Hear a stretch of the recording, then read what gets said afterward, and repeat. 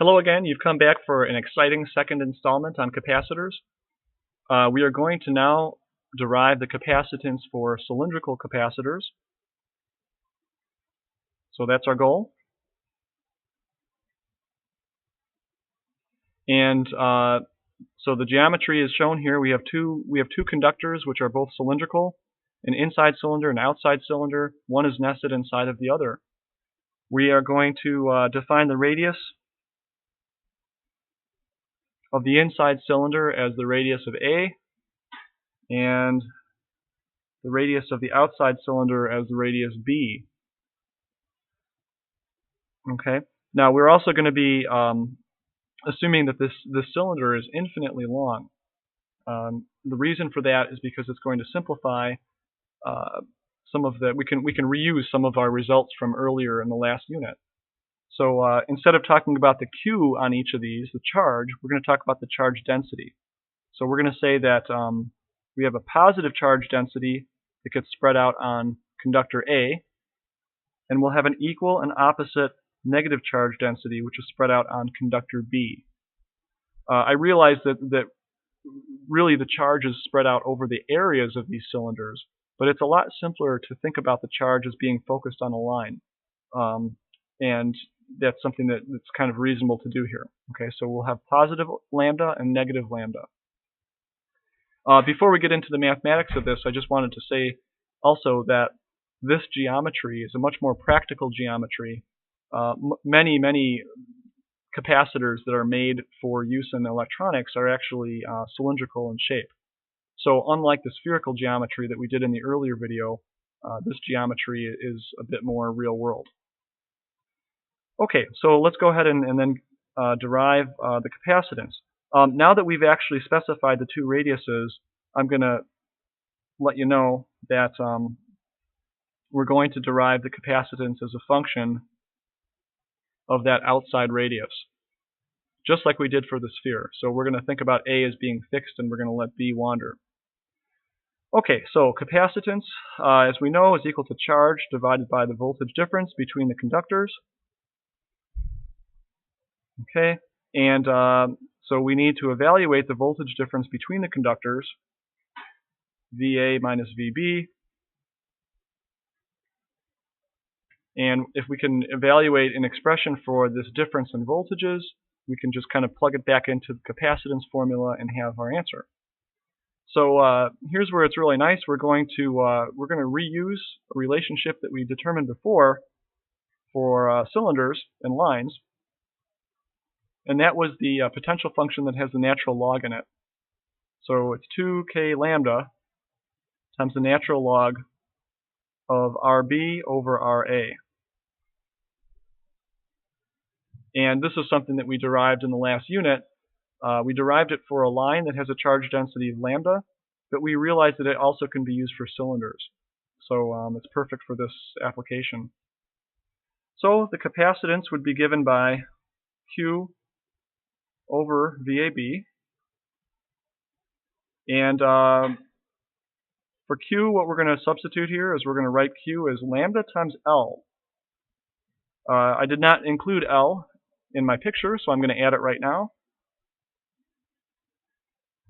L would be, say, the length of the cylinder.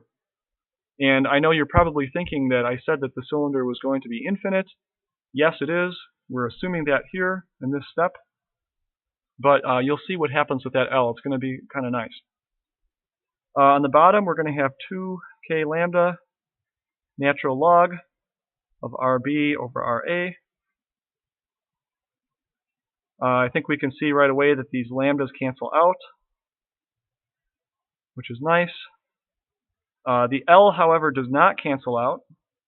And so what we're going to do with it is kind of clever. We're going to pull the L over onto the left side. We're going to divide it through.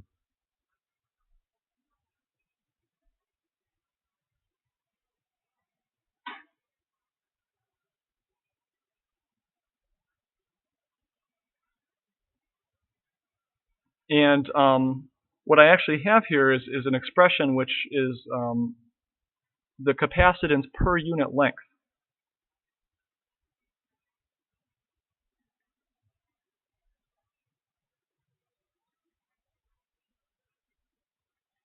And that's actually a fairly practical figure to talk about, is that you want to talk about the capacitance per unit length. So your cable might be infinitely long, or your cylinder might be infinitely long, but you can still talk about the number of farads per meter. And that's a very useful figure to have. So this is our answer. Our answer is actually going to be the capacitance per unit length. Okay, it's a little bit ugly because you have a natural log in the bottom part of it.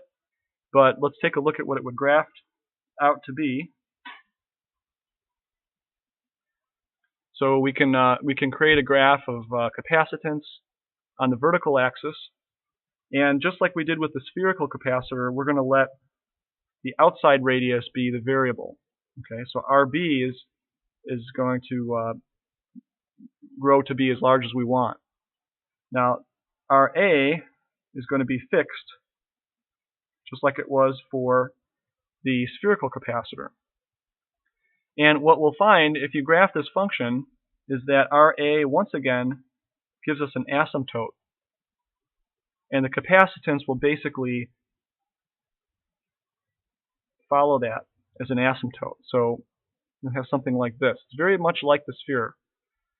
This should make sense to you because as RB gets closer to RA, what happens is that the capacitance is going to be increasing.